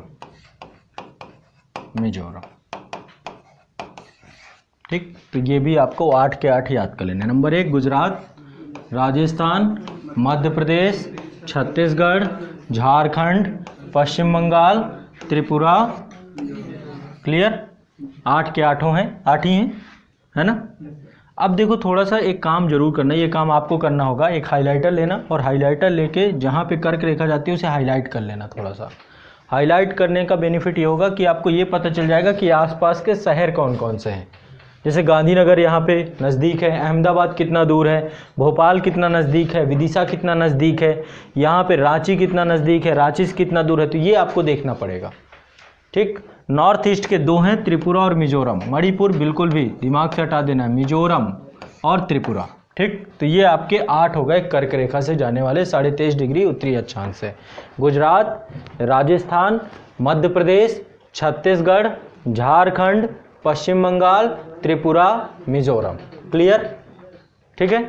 अगला चलते हैं 5 जो है लैंडलॉक स्टेट हैं। 5 लैंडलॉक स्टेट का नाम बताइए। मध्य प्रदेश, तेलंगाना, मध्य प्रदेश, छत्तीसगढ़, हरियाणा, झारखंड, तेलंगाना। यहीं पर देख लेते हैं। सबसे एक नंबर 1 है आपका ये देखिए, ये बंद है, इसके पास कुछ नहीं है, इसके पास कुछ नहीं है, इसके पास कुछ नहीं है, ये भी बंद है और ये भी बंद है। ये 5 बंद है। Number 1 Haryana, number 2 Jharkhand, number 3 ठीक है मध्य प्रदेश, नंबर 4 छत्तीसगढ़, नंबर 5 तेलंगाना। तो ये 5 ये भी याद रखना चाहिए। और तो कोई नहीं है। बाकी या तो अंतर्राष्ट्रीय सीमा साझा कर रहे हैं या तो समुद्र तटीय सीमा साझा कर रहे हैं, बाकी सारे लैंडलॉक हैं आपके, एक राज्य के साथ ही सीमा साझा कर रहे हैं। तो ये 5 आपको याद रखना चाहिए, 5 लैंडलॉक स्टेट। इसके बाद आपका जो है भौगोलिक विस्तार मैंने बताया था, उत्तर से दक्षिण कितना है, नहीं वो नहीं, अब विस्तार किलोमीटर बताना है। 3214 उत्तर से दक्षिण विस्तार 3214 किलोमीटर। 3214 दिमाग में बैठा लेना है। और पूरब से पश्चिम विस्तार कितना था, 2933 दिमाग में बैठा लो ये भी, ठीक है। अब बात करते हैं एक बार अंतर्राष्ट्रीय सीमा वगैरह को लेकर के कि इंटरनेशनल बॉर्डर हम किससे कहाँ शेयर करते हैं।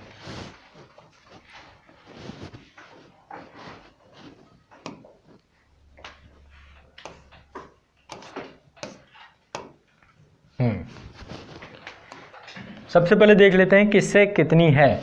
तो सबसे ज़्यादा है इसके साथ, ये है, देखिए बहुत मुड़ी हुई बॉर्डर है और ये कई राज्यों के साथ है। पश्चिम बंगाल है इधर, फिर इधर आपका असम है, फिर इसके बाद आपका मेघालय है और फिर इधर आपका त्रिपुरा है, ठीक है।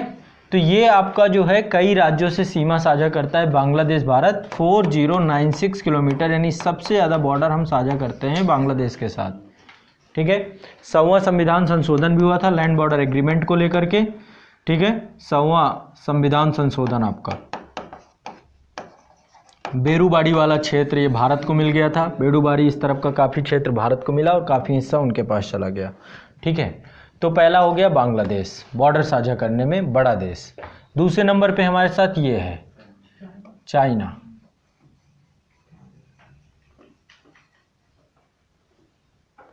ये आपका यहाँ तक ही है, इस क्षेत्र तक है, फिर नेपाल चालू हो जाता है। यहाँ पर भी सिक्किम से भी बॉर्डर साझा करता है चाइना, और फिर यहाँ पे अरुणाचल प्रदेश से भी बॉर्डर साझा करता है, ठीक है। ये आपका चाइना है, ठीक है। इधर वाले हिस्से में म्यांमार आ जाता है, ठीक है। यहाँ तक आपका चाइना है, यही है मैकमोहन रेखा आपकी, ये है मैकमोहन रेखा, ये है आपकी, ठीक है। ये आपकी रेड क्लिफ है, रेड क्लिफ है, ठीक है। एक आपकी इधर है, ये भी रेड क्लिफ ही है इधर। ये आपका ये हिस्सा पूरा का पूरा लद्दाख और कश्मीर के साथ, यहाँ पे पंजाब, पंजाब के बाद राजस्थान, फिर आपका गुजरात, फिर अफगानिस्तान के साथ। हाँ, अफगानिस्तान यहाँ पे है, हल्की सी बॉर्डर है, थोड़ा छोटा सा 106 किलोमीटर यहाँ पे है इस वाले हिस्से में पीओके से। तो ये आपका जो है ये भी रेड क्लिफ लाइन है, रेड क्लिफ। डूरंड रेखा भारत और अफगानिस्तान के बीच में नहीं रही अब, ठीक है। डूरंड रेखा जो है वो पाकिस्तान और अफगानिस्तान के मध्य है, ठीक है। पहले हुआ करती थी, अब नहीं है, ठीक, अब पाकिस्तान के साथ हो गई है। तो अफगानिस्तान के साथ यहाँ पे छोटा सा हिस्सा है आपका, ये हिस्सा, ये 106 किलोमीटर बॉर्डर का ये हिस्सा इनके साथ है। इसके बाद जो बड़ा हिस्सा है ये है आपका नेपाल के साथ 1751 किलोमीटर का, और सबसे सेकंड लार्जेस्ट में आपका भूटान है 699 किलोमीटर, ठीक है। ये तो आपके कितने हो गए। और इधर हो गया म्यांमार आपका, यहाँ से म्यांमार चालू होता है 1643, ये म्यांमार हो गया, ठीक। तो कितने हो गए यहाँ पे हमारे पास। नंबर 1 में आपका बांग्लादेश हो गया, नंबर 1 ये हो गया, नंबर 2 ये हो गए, नंबर 3 ये हो गया, नंबर 4, नंबर 5, नंबर 6, और कौन बचा, नंबर 7 यहाँ पे थे। तो 7 के 7 ये हो गए। एक बार सबके देख लेते हैं कौन कौन किससे किससे कर रहा है। सबसे पहले सबसे ज़्यादा है आपका बांग्लादेश 4096, याद कर लेना है। दूसरा है आपका, दूसरा कौन सा है, भारत चीन 3488। फिर इसके बाद तीसरा है आपका पाकिस्तान 3323, ठीक है, 3323। इसके बाद आपका है नेक्स्ट नंबर पे नेपाल 1751 किलोमीटर। फिर इसके बाद आपका है म्यांमार 1643 किलोमीटर। फिर इसके बाद आपका भूटान। तो असेंडिंग और डिसेंडिंग ऑर्डर पे भी आपको याद रखना है, पहला, दूसरा, तीसरा, चौथा, पाँचवें नंबर पे म्यांमार है, 6वें नंबर पे भूटान और 7वें नंबर पे सबसे कम सीमा साझा 106 किलोमीटर, ठीक है, और 699 किलोमीटर आपकी भूटान से। तो ये आपको याद रख लेना है। ठीक, 6 ये हो गए आपके। 2 स्टेट आपके, ये भी यहाँ पे जल डमरू मध्य है, एक पाक स्ट्रेट है यहाँ पे, ठीक है, और 9 डिग्री चैनल है, 2 हैं। 9 डिग्री चैनल से, माफ करेगा 8 डिग्री चैनल से, 8 डिग्री चैनल से लक्षद्वीप जो है मालदीव से अलग होता है, तो 8 डिग्री चैनल भी आपको याद रखना चाहिए। यहाँ पे आपका 8 डिग्री चैनल है, ये वाला हिस्सा 8 डिग्री चैनल। चैनल क्या है देखो, जलसंधि, यहाँ पे पाक स्ट्रेट, ये भी पाक जलसंधि है, ये आपका पाक स्ट्रेट है, ठीक है। तो ये श्रीलंका से है, इधर है मालदीव। अच्छी जगह है, सस्ती और बेहतर जगह। सबसे सस्ता जगह है इंडोनेशिया। कभी आपको घूमने टहलने जाना हो तो आप लोग इंडोनेशिया की ट्रिप बना सकते हैं, लगभग 10-15 हज़ार में काम हो जाएगा। सस्ता आपको बता रहा हूँ, इतना सस्ता है वहाँ पे। मतलब भारतीय रुपया जो है काफ़ी, लगभग काफ़ी वैल्यू रखता है भारतीय रुपया। 38 एक वहाँ पे मुद्रा, मुझे एग्जैक्ट अभी याद नहीं है, ठीक है, लेकिन कहते हैं कई जगह पे, कई द्वीपों में डॉलर चलता है, तो वहाँ पे तो डॉलर ही लेते हैं, तो फिर हमारे लिए महंगा हो जाएगा। पर्टिकुलर कुछ द्वीप हैं जो सस्ते हैं वहाँ पे, ठीक है। चलते हैं एक बार इसको समझते हैं। ये जो आप